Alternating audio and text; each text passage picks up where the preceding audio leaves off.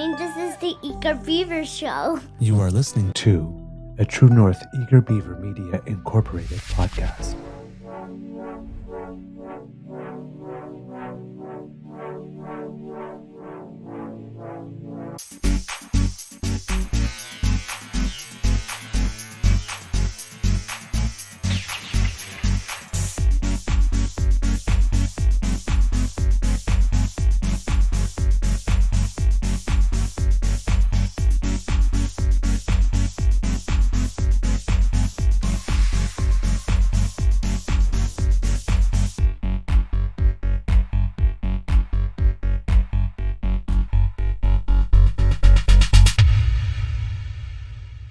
The True North Eager Beaver podcasts are proudly brought to you by our founding sponsors, the Misfit Mysteries from Corvid Moon Publishing, your source for science fiction, fantasy, and cozy mysteries featuring a broad diversity of characters, CanadianTarot.com, your uniquely Canadian online eclectic tarot community, and the Peppermaster, hot pepper sauces made from farm-fresh ingredients to thrill your taste buds and expand your mind.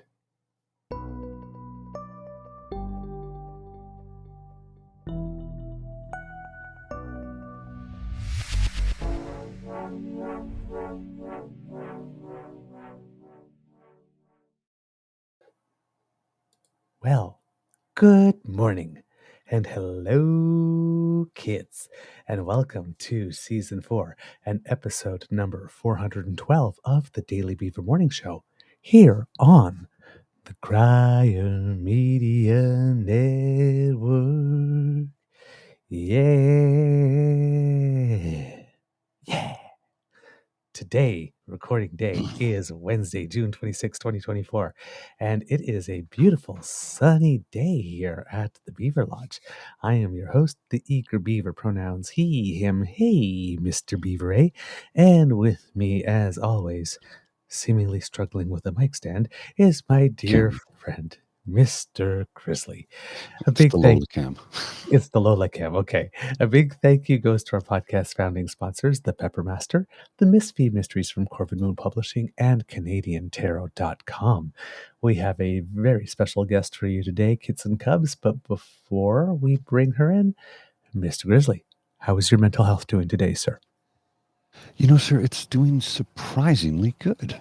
I'm feeling great this morning. Don't ask why. I don't know. And I'm just going to accept the fact that I'm feeling good. And that's it. I mean, you don't look a gift horse in the mouth, right? No. Did you take the win? Exactly. Something a few people had trouble with yesterday. But I digress. Yeah. Well, let's not go there. I digress. Before we get to our special guest today, just a couple of things I had to mention that are actually important. The federal government and the Department of Global Affairs issued a warning encouraging all Canadians still in Lebanon to leave the country. They say it's time to get out now because it looks like war between Israel and Hezbollah in Lebanon is looking more likely. And if that happens, the Canadian government's warning that it may not be able to run evacuation flights. When there are already cases of people there saying, for example, when you want to take a taxi to the airport, the driver would normally charge you $400. Now they're charging $600. Okay, so yeah, it's get out now. Yeah, get out now. It's Lebanon uses a pound, but it's their pound, correct? I believe so, but I don't know if things have changed because I know that they had the basically an economic collapse. Yeah, because it was worthless. It was not even the paper worth it. The paper was printed on it at one point. It was they kind of went Zimbabwe with hyperinflation, so that it's basically collapsed. Yeah, indeed, and as well, I believe, if I'm not mistaken, the other thing that's going on is that the fire in the Churchill Falls area has jumped. Yes. The electric plant in Churchill Falls is now being operated remotely. The last remaining workers have been evacuated.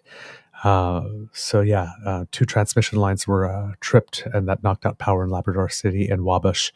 And now Labrador City is pulling some backup power from Quebec. But the people in Wabush are still in the dark, and the outage could last several days. So those are the two things that are really important that are going on right now that people should know about it. All right, now to the good stuff. As you know, Kids and Cubs, it is Men's Mental Health Awareness Month. And we had the mental health walk on the 15th, but we said that programming would continue for a while because we still had some guests that we weren't able to all get in before the walk. And one of them is with us today. One of the agencies that helped us do what we have tried to do, because it's first year, we're establishing links, but hopefully we're building some good bones for the future, is the Canadian Mental Health Association. And through them, as you know, we put up a link for people to make donations, specifically if they would like to make donations to the Canadian Mental Health Association. And we had some response, which was nice. Thank you very much to those who have. By the way, the link is still up because we said we would keep the portals open until we get all our guests through our show. So, and I'll have Mr. Grizzly put it up in the chat later on because I don't have it handy at the moment. No problem. But our guest is the Executive Director of Peer Support Canada, which I believe is one of the programs of the Canadian Mental Health Association. But if I'm wrong, I'm sure that I will get a gentle correction. And we asked them to come on because we want to get Canadians familiar with some of our partner organizations, but also because every day is a good day to talk about mental health. There's no bad time to discuss your mental health. Right? Never. So Kids and Cubs, please put your paws up and give a big round of applause.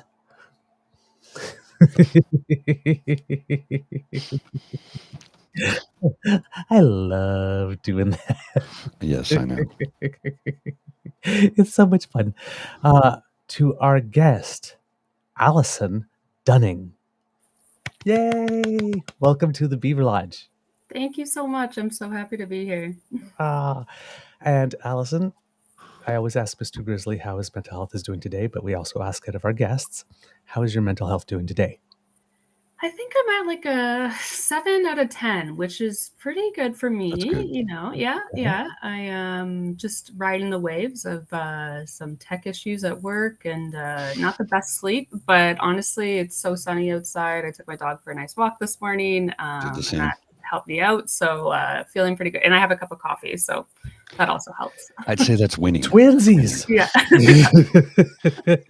I've got my coffee and my Grizzly mug, and I took my dog out earlier. So yeah. Nice. Beaver mug.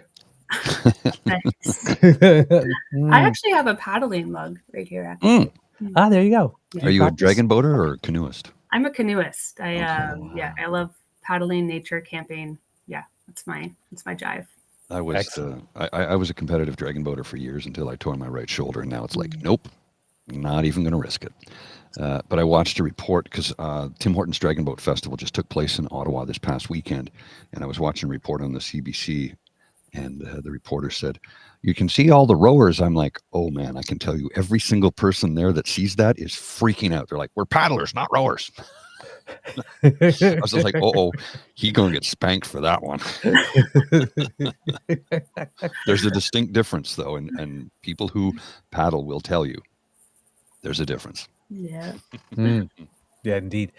Allison, I was wondering if you could maybe just start off by telling our kids what the Peer Support Canada is. Yeah, so I can tell you a little bit about both the Canadian Mental Health Association and Peer Support Canada, because you were right. Peer Support Canada is a program of CMHA. So maybe I'll start off with CMHA. So CMHA is sort of the largest community mental health organization across Canada. So it's made up of a number of branches and divisions all across Canada. So the CMHA branches and divisions tend to provide a variety of mental health supports for their communities. So that looks like everything from sort of counseling services to sort of case management, sometimes housing supports, things like that, because we know that those are so intricately connected to mental health. Yes. Sort of youth programming and lots of peer support services as well. And so I work within the peer support program at CMHA National called Peer Support Canada.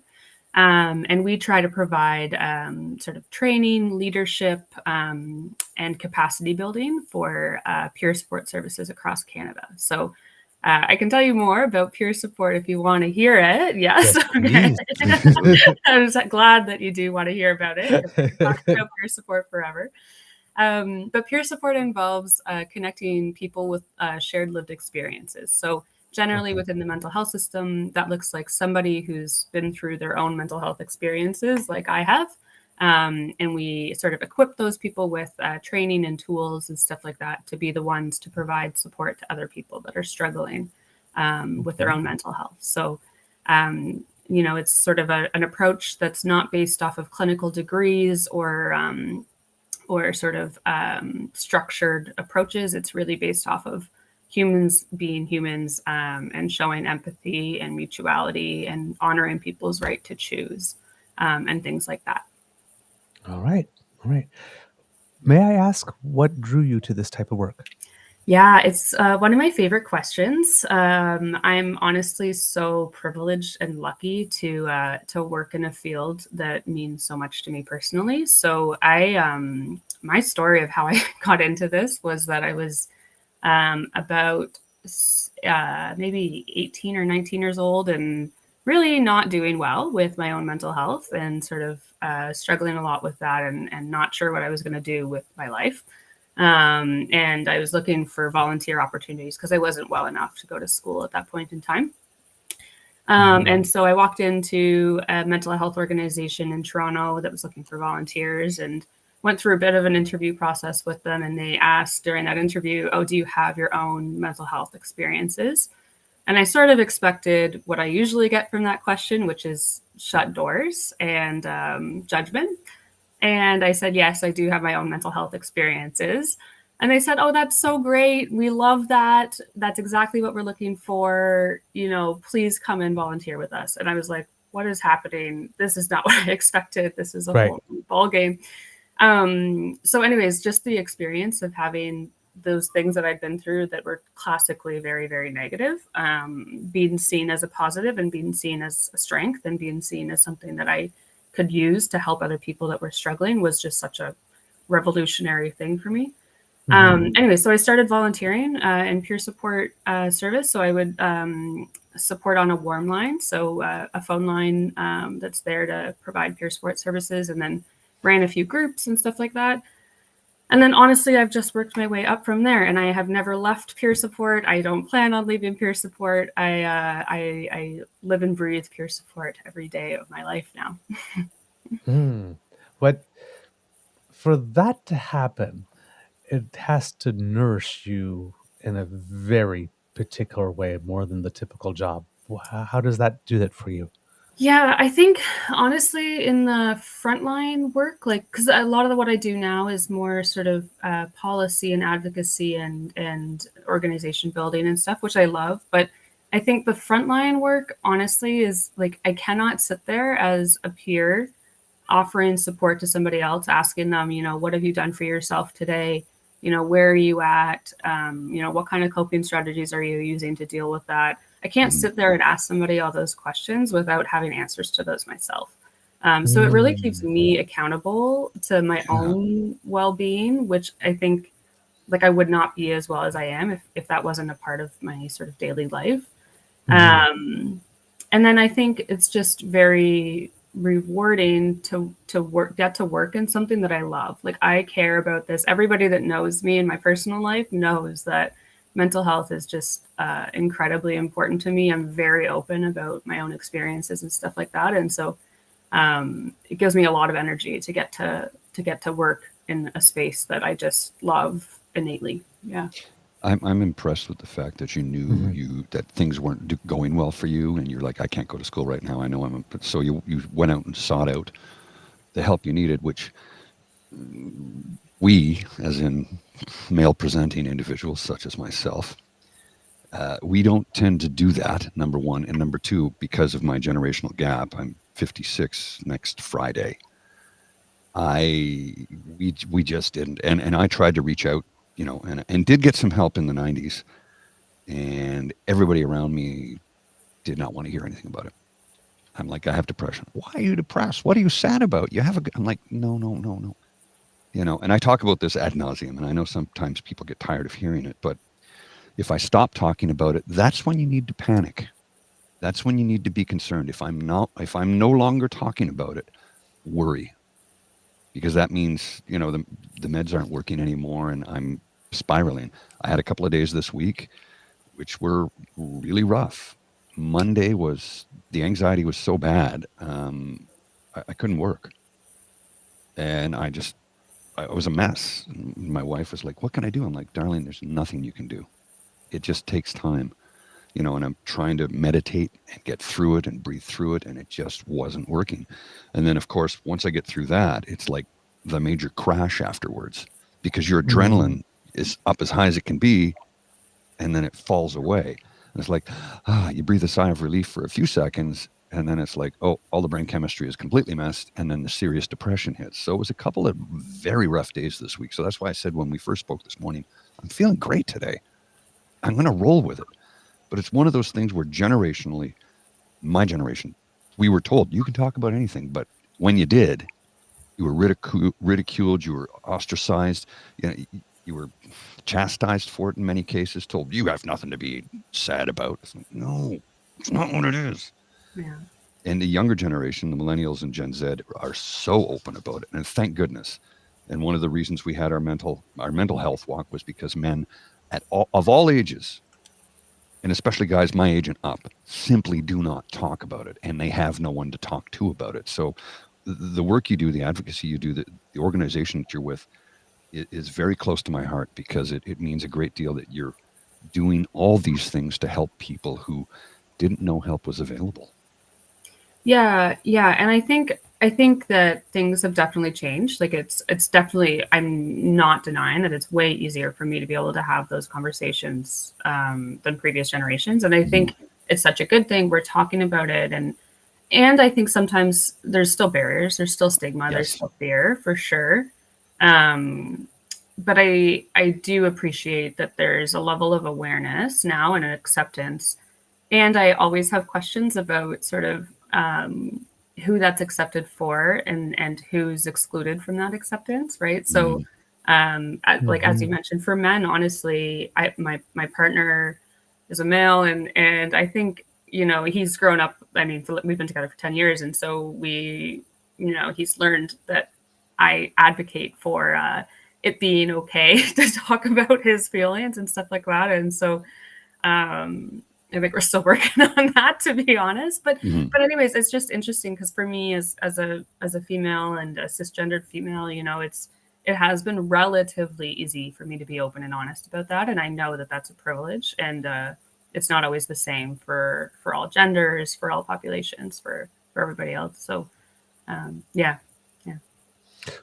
In practice, have you noticed when men come to you versus women, what differences do you notice? Yeah, it's a good question. I think honestly, there's less coming for services than there are female generally. And then also, I think that there's so much more hesitancy. Like it because a lot of the time, and to be honest, I don't do as much frontline work, so I'm pulling from experiences from a few years ago.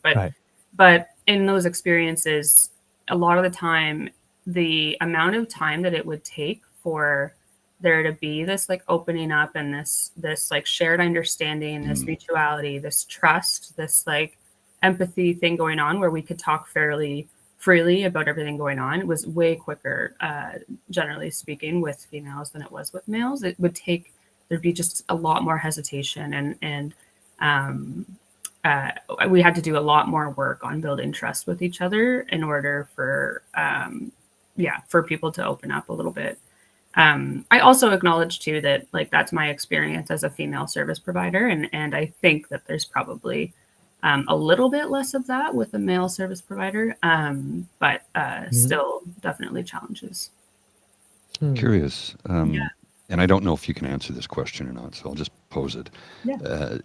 Do you know if men open up more to women or to other men when it comes to their mental health? I don't expect you to have an answer for that, but I thought I'd ask. No, it's a good question, and I can give my Allison, who's a human and doesn't know much, answer. But I think, to be honest, if I had to guess in terms of what I've seen socially more than like what I've seen in work, I think that there's more trust in opening up to women, honestly, because I think men to men, there's these like societal rules of we don't talk about this. And so you have to break that down twice, right? You have to break that down from the person wanting to talk about it. And you have to break that down from the male who has to also be willing to talk. You know what I mean? There's two people facing barriers to having that conversation, as opposed to when a male comes to me and says, hey, I want to talk about my mental health. I'm game, you know, like I'm ready. I'll meet you. Like, yeah, I talk about my mental health all the time. So this isn't something that I have to wrap my head around. You know what I mean? So that's, on a social basis, I think that's the case. But honestly, scientifically, statistically, I'm not sure.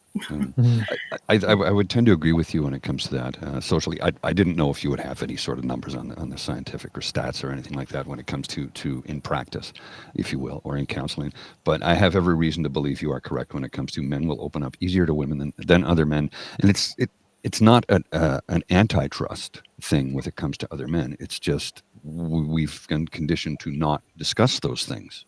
It's an unlearning, right? Like it's like you have to unlearn that it's like, because generally speaking, men have been taught that we don't talk about this. We are tough. We're you know, feelings are feminine and we are masculine. And so you have to unlearn all of that in order to have that conversation. Whereas I think there's some stereotypical sort of things that women have been taught that make us more ready and willing, in touch, with that, and we're allowed to be honest about it because it's not misaligned with who we're supposed to be when we put it out there. Well, I would sorry. I was just going to say, in the way men's brains work completely different from women's, the way we encounter and the way we act and react to things. It's like you can ask me a simple question. You could say something to me like, "Oh, Paul, are you hungry?" And I'd say, "No." And that would be my answer. Meanwhile, you may have been thinking, well, I'm hungry. If I'm hungry, he must be hungry too. I'll get something to eat, and maybe he wants something. And, you know, we could be driving along somewhere, passing a restaurant, and you would, are you hungry? I'm like, no. And I'd keep driving, and you're like, well, I wanted something to eat. It's the way we process and emulate. Emulate, that's not the word I'm looking for. But it's the way we process information. With men, it's very much, in many aspects, very binary, in, out, logic. Yes, no. You asked me a question, I gave you an answer. And then suddenly I'm in trouble because I didn't stop to get at the restaurant for the food that you wanted, but you didn't tell me you wanted food. So it's the way we process information, I think, is entirely different. And women, I think, are just naturally in touch with their feelings. Please correct me if I'm wrong. More so than men. Men are in touch with their feelings to a lesser degree, certainly. But I think when it comes to just the natural, for want of a better term, natural order of things, women are more in touch with their feelings than men right from the get-go. And I think it's because women are discuss their feelings as little girls right up through adulthood, whereas little boys are allowed to discuss their feelings. And then when they get to school, that kind of comes to a screeching halt. Yeah. And I think, you know, I'm sitting here asking the question, like, how do we undo that? Because it's so, you know, it's just, it's not right. You know what I mean? I just don't understand. Like, yeah, I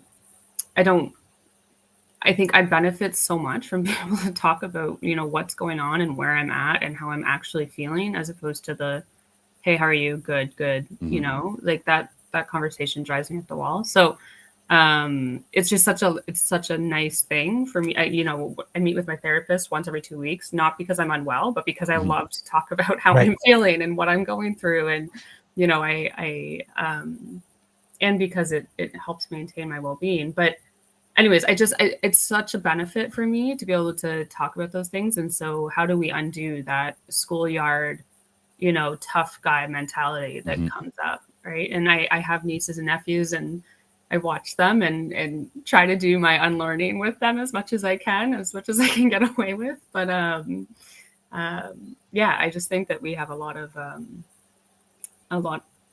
long way to go. But I'm excited to see with this generation, because a lot of my friends are parents now, and I'm seeing this whole generation of very involved fathers and hands-on fathers, and fathers raising kids next to wives that are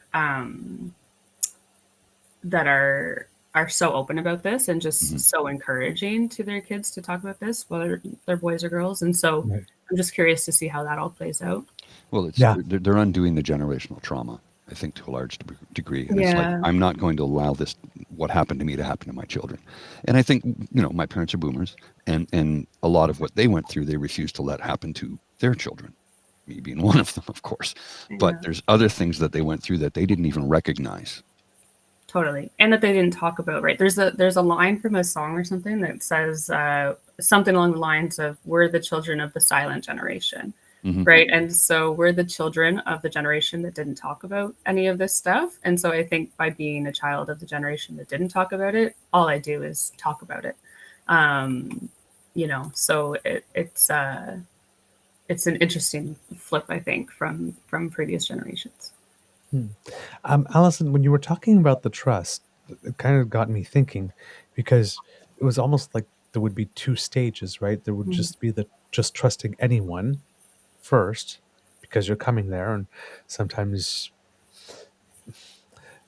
I guess if you're fortunate enough, you're coming there when you're still doing well, but often I'm guessing you're coming when you're in distress.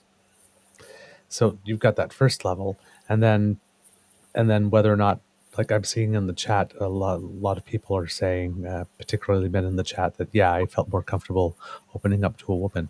And I'm guessing it might be like a different type of concern, where you might want to wonder just how open can you be with regard when you're dealing with a woman. So you don't want to offend. And with a guy, it's like, well, what's he going to think of me? As opposed. So I'm sort of like seeing that. It's like, because for me, the times that I've gone to therapy, this is just speaking for me, and I've had the experience with both gender. It's really weird, because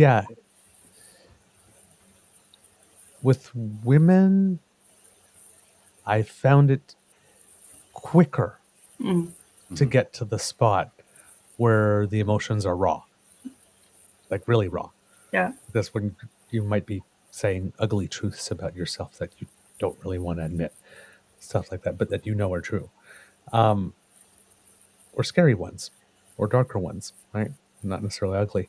But with the therapist that I had was male, it was like I was lying down, and it was like, I need strategies. And like it was like, how to. I'm going through this, like it's just like I've tried everything I know how to try. Like I'm willing to try anything to like suggest something that I have not thought of, because I really racked my brain and I was really looking for courses of action. And for the other one, I was really like, no, I need to get here. I guess, and eventually, like there's many paths to get to where it is you need to go. But my approach as a patient was different. Yeah. I think it's so interesting. It sounds like you're saying basically that with a female therapist, that it was more of a processing kind of a thing, right, versus like maybe skills building, right, with a male. And well, I just, again, I think that's some more norms coming into play, which are like probably, honestly, both of those things are helpful, right? Sometimes I need to process what's going on and get deep down into like being able to name these feelings that are coming up and share those deep, dark thoughts that are coming up, and sometimes I need strategies and skills to address the situation, because it's World War III in my family, and I need, and I need it to calm down. Right. So, I think both of those things are important, and I just like almost like get defensive or something about it as well, because it sucks that, you know, there's this like male, we build skills and strategies and practicalities. Like, why is that processing thing not happening between two male identifying individuals, right? Like, why is that deep down emotional, let's share our deep dark thoughts, hard with and I'm not saying it's not happening. I think it does a lot of the Yeah, time. it's like a different path. It's like you try the strategy and this one worked for me, but this one didn't. And it's Mhm. like when you get to this one, it's like, and then it's like, oh God, I'm so frustrated. And then that door opens, Yeah, yeah. right? It's just like you get there, but And but how it's just it was like, but it was just like I'm with a male therapist. I'm taking this path. I'm going right. down door number one. And how beautiful would it be if, you know, you as a male identified individual was able to, like, you know, share those deep down dark thoughts that I'm sure another male individual is experiencing as well. Mhm. And like, you know, how much permission giving happens there if Right. you were to steer clear of some of the like strategy logistical type things and focus more on some of those taboo topics of these dark feelings that we have, and these, you know, it just would give so much permission to fellow males to go there as well, right? So Right. I encourage us all to push against it a little bit, like I like to do. You know, this, you mentioned that, and when I first went for help back in the 90s, about 30 years ago, roughly, my doctor sent me to see a psychiatrist, and I went for about 3 months. And the entire time we were there, we talked about stereo equipment. We never talked about me, what was going on with me. He never asked a question about me. I never opened up to him because I never felt comfortable enough to do so. So it really was, I mean, for want of a better term, a waste of bloody time. Nothing was fixed. He put me on Paxil, which made me go crazy. And I was reluctant to take medication again for a long, long time after that. Mm-hmm. Like for, let's see, from about 97 until 2020. I was so paranoid of what was going to happen to me because that stuff sent me off the deep end. Mm-hmm. And in 2020, I reached out, as anybody who's watched this show knows, I reached out on February 28th of 2020, reached out to my doctor. He put me on sertraline, aka Zoloft, and it has been a life-changing medication for me. It, you know, therapy helps, meditation helps, exercise, do all the right things. You have to, it's not just the pill that fixes it, right? And it's not like you have a headache, take an aspirin, you'll feel better. It doesn't work that way. But this medication has been a tremendous difference for me. Now I need to find a good female therapist, somebody that I can really open up to. I could probably open up to a male therapist now, probably, because I've been doing a lot of work on my end. And that's been, you know, a long time since I went through that. But I think I would be more comfortable opening up to a woman. I just would be, period. And I talk to my wife about that stuff all the time. So, Yeah. Yeah. I also just want to add to the conversation. And I'm not sure how this fits in, but I just want to add to that. We're talking quite a bit in like a binary in terms of male, female, and Right. sort of just want to also acknowledge the other Yes. identities that exist, and consider the roles that Yes. all gender identities oh play yes. within the system. Yeah. So just a thought. Oh no, it's a fair statement. Thank you. No, absolutely. But speaking of that, though, if someone, because the calls could come for two reasons in that situation. You're actually struggling with that part, because you're on your journey of Exactly. finding out what your identity is and how it is you're going to live that truth authentically. And then you could just be a person who is transgender, who, like every other person, is having a mental health issue, but you want to go someplace where you know you're going to be safe. Yeah.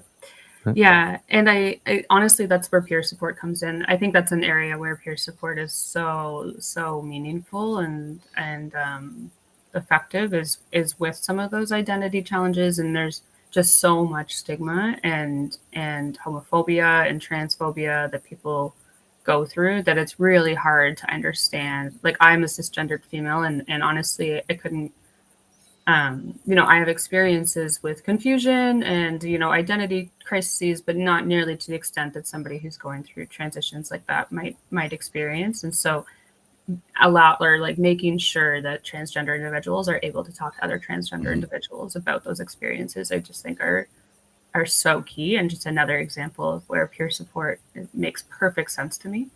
I'm a little bit tired of trying to, I get asked all the time, what's the evidence that peer support works? And I'm so tired of answering that question, right? Ask somebody who's experienced houselessness, whether talking to somebody else who's previously experienced houselessness and is now, housed and thriving and all that. Ask them, hey, would it be helpful for you to talk to somebody else who's been through this experience? It's who's going to say no to that? You know what I mean? What is that not helpful? And so if I have to spend $1 more on trying to prove that peer support works, I might lose my mind. Yeah. As somebody who's gone through group therapy, I can tell you it works in ways that I didn't know it could. Yeah. It was incredibly eye-opening to me, because it was like to sit in a room full of people who were going through the same thing as you. That even though, it made me actually feel better. Not that other people were suffering, but that somebody else understood what I was going through. And that made a tremendous difference in my life. I was able to really open up when that, I think about the third or fourth group session, I just let it flow. And here's the irony. The session was run by a gentleman. There were 2 men and 12 women in the group. So I felt really comfortable opening up. I didn't feel threatened. And the other gentleman that was in there, he was a stay-at-home dad. So he was in touch with his emotions more so than I've ever been. And the guy running the therapy, he's a great doctor. We had a lot in common. He's a lot older than me, but just somebody I was really able to connect with. And I recommend group therapy. I really do. Peer group makes just being able to relate to somebody who knows what you're going through made a tremendous difference. And again, it's not like I'm suffering, they're suffering too, this is great. That's not it. It's just knowing that somebody fully gets what you're going through. That made a huge difference for me. Completely. And it's the beauty of peer support. And I think in the past, and still presently, we do benefit from sharing stories, right? They're sort of getting up on a podium and talking about my lived experience and how I overcame X, Y, and Z struggles. That is very helpful. And I think that the peer support today has gone a little bit beyond that, in that I'm not here to get up on a podium and tell you about all of the achievements that I've achieved. As a peer supporter, my job is to sit next to you on a level playing field and say, I've managed to do this, this, and this, and I still struggle with this, this, this, and this. What are you struggling with? And can we try to figure this out together, right? And so you're describing group therapy and just hearing about those experiences from peers being so valuable, and just feeling not alone and feeling, oh my God, you get it. And so if we take those interactions that involve oh my God, you get it, and then add a little sprinkle of training and skills and stuff for those individuals, then that's, I think, where I've seen some of the most beautiful, meaningful, outcomes come from. If I can share, I support a program that involves having peer support workers, young adult peer support workers in the emergency department of a hospital. Yes. And those hospital experiences for young people can be real crappy. And that was the impetus to starting the program, was that the hospital recognized that they were not doing enough for mental health for young people. So young people would come to the hospital with anxiety attacks, self-harm, suicidality, all of those types of things. And the hospital would say, well, you're not actively suicidal now, and so we're not going to hospitalize you, and so you go home now, right? Have a nice day, right? Which is just not enough, right? Obviously, that's an opportunity to sort of turn things around for folks and to get them connected to resources and stuff like that. Right. So anyway, so we introduced peer supporters into that emerge department for young people. And those are some of the most impactful stories I've ever heard of young people coming into the hospital, being able to have a 20, 40-minute conversation with a peer supporter who says hey, this is really shitty, eh? You know, like this has been crappy. This has been horrible. Like, you know, you haven't been treated the way that you want to be treated.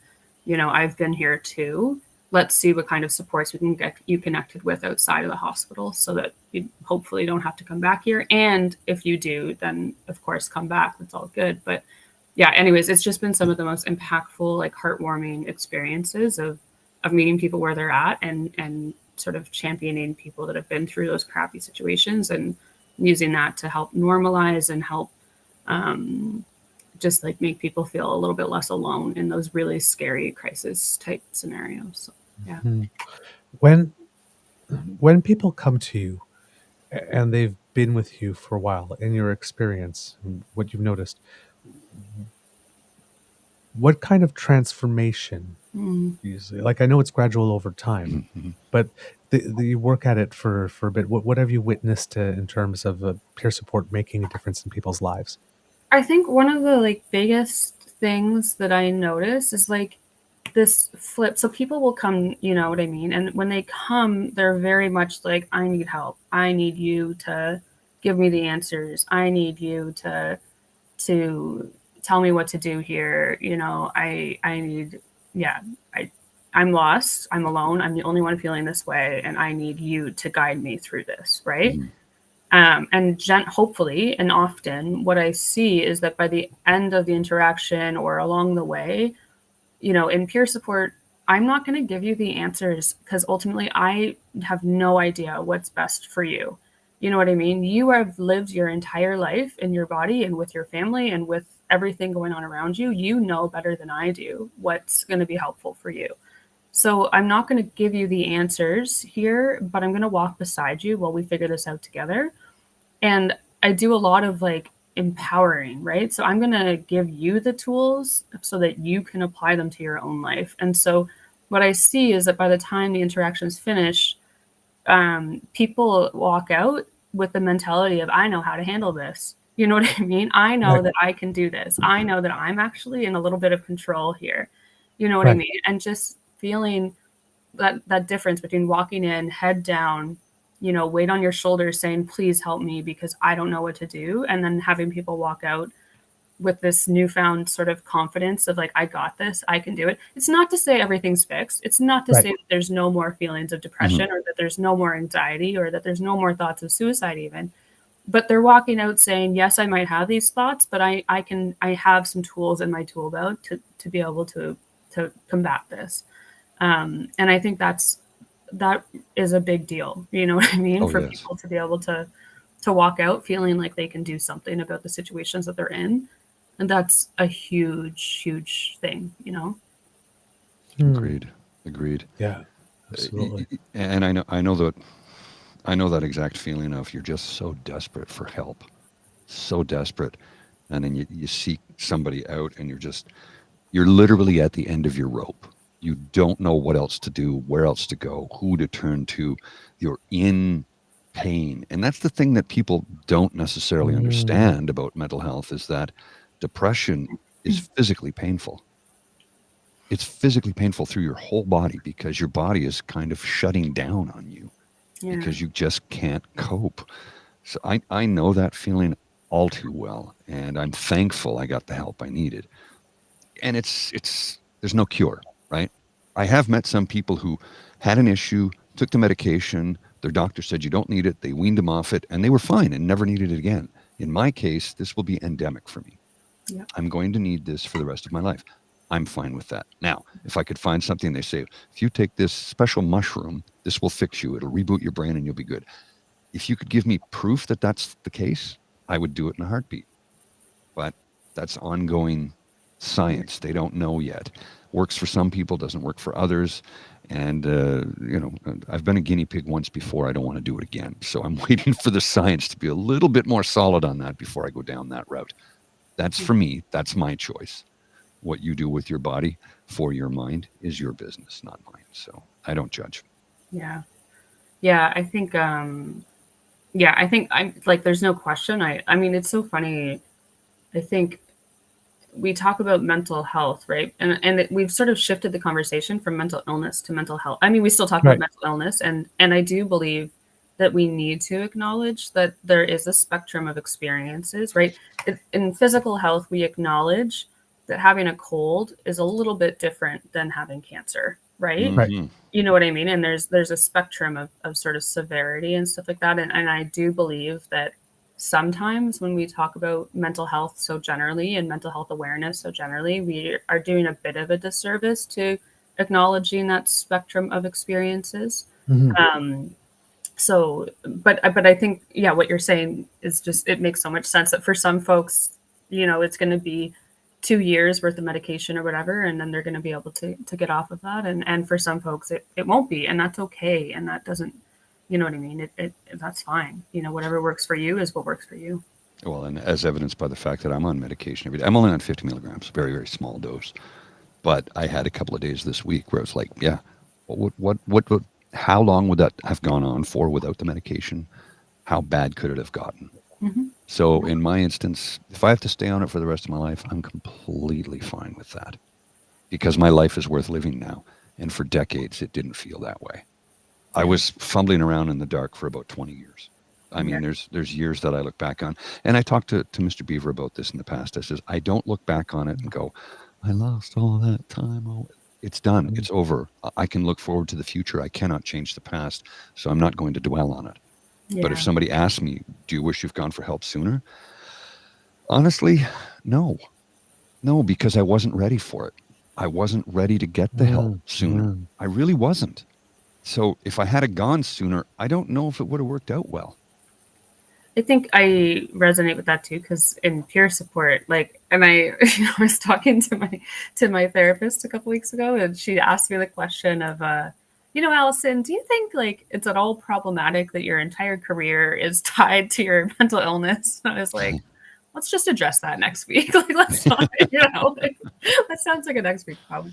But honestly, like, if I hadn't gone through what I've gone through, I wouldn't be the human that I am. I wouldn't have the empathy and compassion that I have, because, if it had been sort of 6 months of, oh, this is really tough, and then I found the magic pill and was better, then I would not be empathetic to people that I see, experiencing houselessness. I would not be empathetic to people experiencing substance use issues and undiagnosed mental health challenges and stuff. Like, I have so much empathy, I think, and so much compassion and such a desire to understand things like racism and stuff. Like, I just have such a desire to understand that, because of, like, not saying that I've experienced racism, obviously, but I'm just saying that my having experienced some degree of hardship makes me attuned to others' hardships and struggles. And anyway, so yeah, I think I'm in the same boat, that I wouldn't really change it, despite how freaking brutal it was. Oh yeah, no, and I completely agree. I wouldn't change it either. And it was brutal.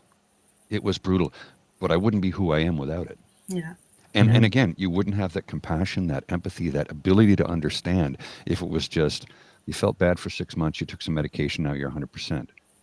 That was like a blip in your life.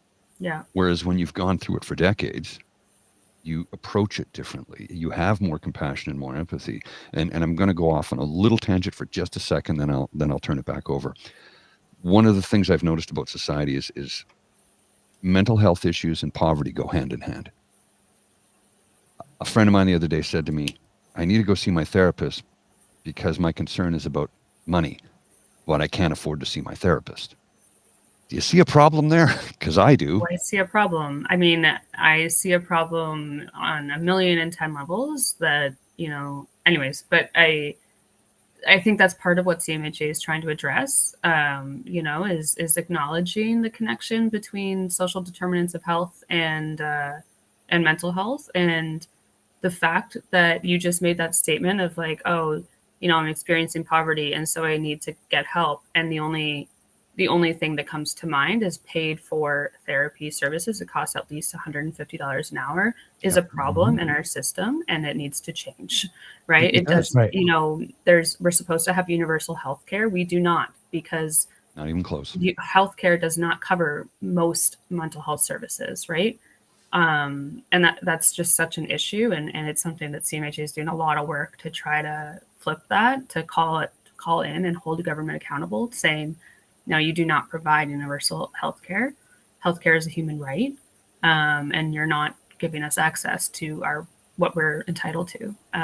So yeah, I think so many problems in society could be dealt with very quickly and rapidly if we had A, universal mental health care, A, and B, a universal basic income. I completely agree. Yeah. I think that, like, literally, I think society could change overnight if we could institute those policies over the next year and a half or something like that. We would see the difference almost immediately, much like how they've seen the difference with $10 a day childcare. Yeah. And how many women have gotten back into the workforce like that. They said it happened way faster than they predicted. Yeah. Mm-hmm. I know the solutions are there. It's to be honest, in my opinion, it's a question of who benefits from these solutions, right? So, and if the wealthy and powerful don't benefit, they don't want them. Better you said it than I did. Well, I call it out all the time. If they don't benefit from it, they're going to see to it that it never gets instituted. And you can look at the privatization of our healthcare across the province of Ontario, thanks to our premier. And I'm not going to go off on that tangent right now, but you know the direction I'm going. I do, and I agree. It's wild to see and witness, and it's sad, honestly. But yeah. It's funny when you were talking about the therapist asking you that question about whether your whole life is around. It's like that happened to me too. It was like one point, there was something going on health wise, and then I got involved in advocacy for that because it's like people need to be made aware that this stuff is going on. Yes, and then all the experience that I accumulated in advocacy, landed me a job. Mm-hmm. Then all of a sudden I'm saying, wait a minute, I'm living in it, I volunteer in it, and I work in it. Yeah, this is a little too much. I need to get away from it now and then. But I did that for about 5 or 6 years. 100%. About 2 years before I realized that was maybe a little too much. Yeah, and I think my partner reminds me of that as often as he can when my bookshelf is full of books about mental health and this, that, and the other thing, and social justice issues and stuff. He always read a murder mystery. Yeah, he says, "Why don't you pick up a light read once in a while?" Because he's reminding me that that I this can't sort of consume every single aspect of my being, which is a very helpful reminder. I'm very grateful that somebody's there to call me in and check me a bit on that. Reading is also for pleasure and fantasy. Exactly. I think we are near the end of our time. Are we, sir? Yeah, we're very close. I just wanted to make one comment about how when I was struggling years ago and didn't go for help, I had people in my life who were concerned about me, who loved and cared for me, who would hand me all these self-help books and just change. It's a mind over matter. It's a change your mind. It's change your thinking. And that does play into it. It does. But if your brain chemistry is off, all the positive thinking in the world is not going to fix it. And you'll have some people, what you need is prayer. That is not going to fix it. You need medication and therapy. In my case, not in everybody's case, but in my case, all the sayings, all the gratitude, that would, sure, it might help you through that day, but it's not going to fix the underlying problem. The underlying problem is my brain chemistry is off. Yeah. And I need medication to fix it. Yeah. If I had high blood pressure, right? Or diabetes, I would take medication for those things.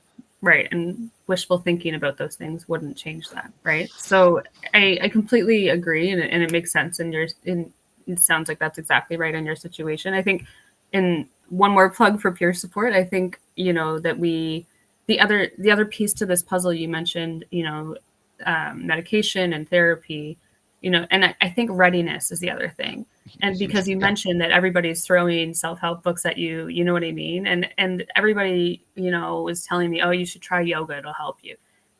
I'm not and I was, when somebody else is telling me you should do this, you should do that, you should do this. Should is a rough word. Yeah, exactly. It just was not helpful. And then eventually somebody said to me, I go to yoga, I find it helpful because of this, this, and this. It helps me in these ways. And that made me think, because they were not telling me to do it. They were telling me about how it was helpful for them. And it made me think, I wonder if this would be helpful for me. And I think that's what we do in peer support, right? That's the best way to communicate it. It really is. I'm not here to tell you what you should do. I'm here to tell you, this is what worked for me. Yep. It's, and food for thought is all I'm offering, Speaking in terms of I. Yes. Yeah, exactly. Right. That's why I always say, look, I'm on medication. It's worked wonders for me. It might not work for you. It might not be for you. Consider it. It worked well for me. Talk to your doctor. Only Exactly. you and your doctor can determine that. I can't. Yeah. Yep. Yep. Oh, Allison, thank you so much. This This has is been a wonderful. pleasure. Yes. Yeah. One last question though. If the kids and cubs so that are listening hear this and say, you know what, maybe I should check in. Mhm. How would they reach you for some peer support?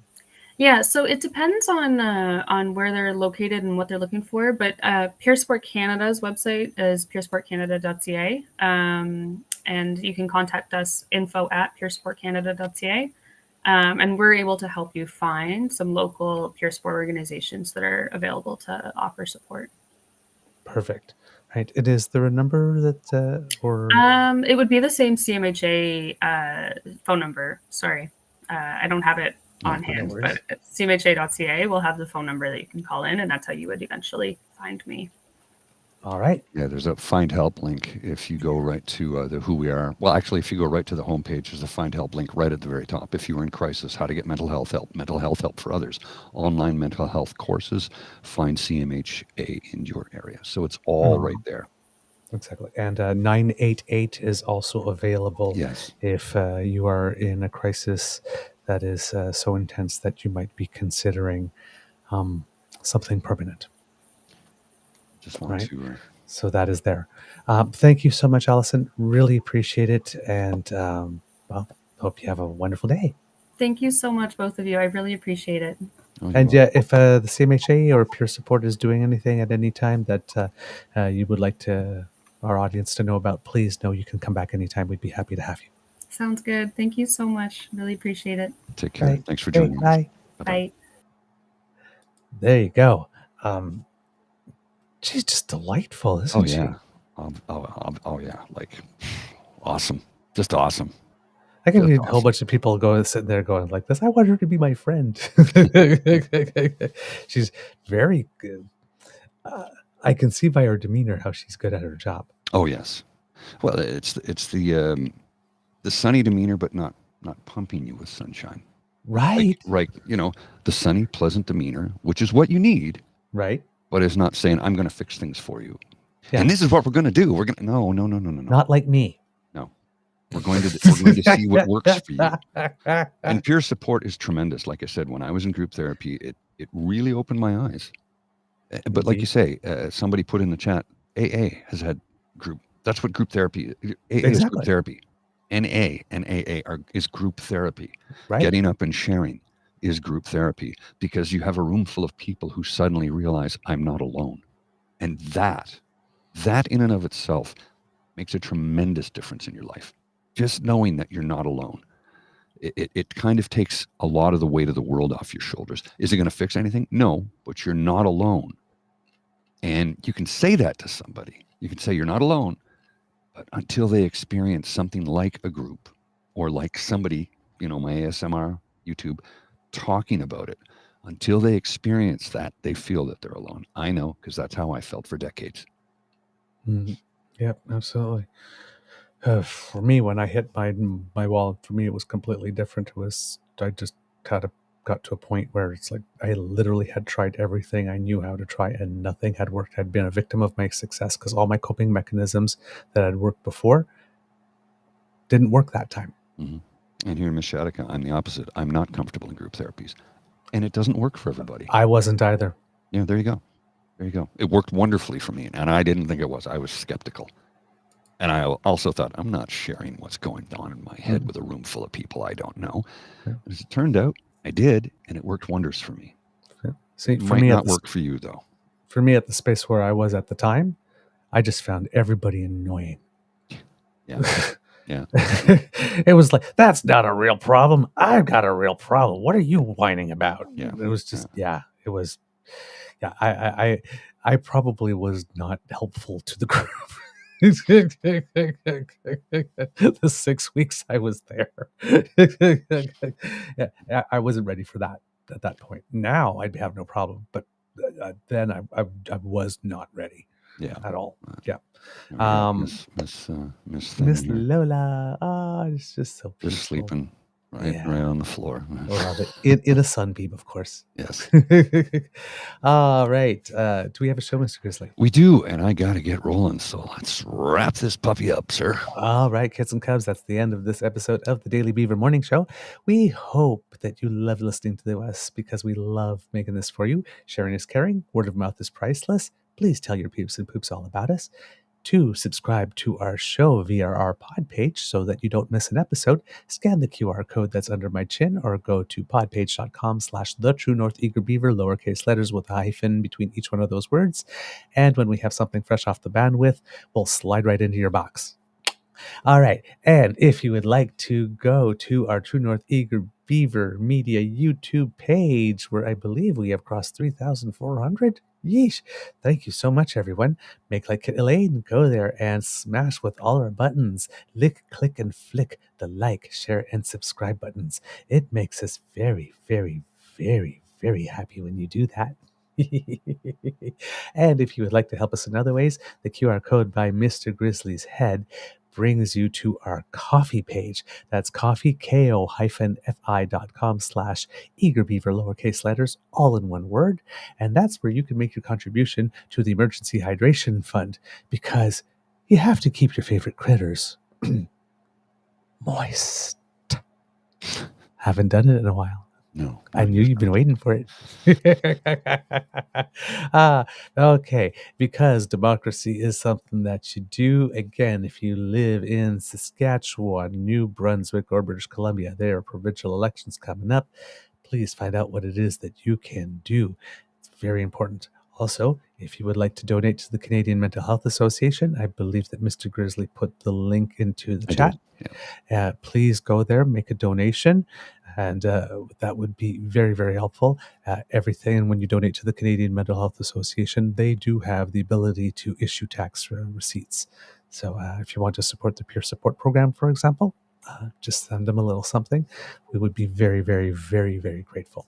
So thank you so much for that. Let's see. I guess that's going to be it. So I'm going to say from the Beaver Lodge, this is your Eager Beaver saying it could be a tough world out there. Please be kind to and gentle with yourself. Mr. Grizzly, some words of wisdom. Yeah, if you're feeling rough, if you're having a tough time, reach out to somebody. I know it's easier said than done. I recognize that. I know. I've been there more times than I care to mention. But all you have to do is reach out to somebody who's close to you in your life and say, I'm really struggling right now. And if they say, what's up? Say, I can't talk about it. I just need your company. I just need your company. Yeah. Sometimes you just want someone to listen. Sometimes you want advice. Sometimes you want someone to validate you. Just ask for what you need. Exactly. That's good. When people know, people are generally good. People want to help. Indeed. All right. Mr. Grizzly, please cue the cock. You are listening to a True North Eager Beaver Media Incorporated podcast. The True North Eager Beaver podcasts are proudly brought to you by our founding sponsors, the Misfit Mysteries from Corvid Moon Publishing, your source for science fiction, fantasy, and cozy mysteries featuring a broad diversity of characters. CanadianTarot.com, their uniquely Canadian online eclectic tarot community, and The Peppermaster, hot pepper sauces made from farm-fresh ingredients to thrill your taste buds and expand your mind. We are grateful to the Crier Media Network for its support, Pete Jarvis for our artwork, and Paul Joseph Something for our opening and closing sequence music.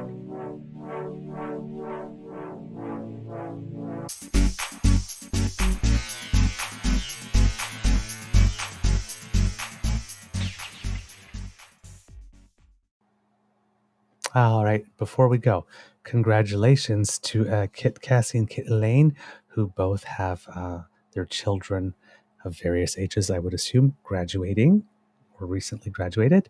And to Kit Donna, just saw what you put in the chat. We are sending you big, big, big, big, big, big hugs and lots of comfort. All right. Take care. We'll see you soon. Have a great day.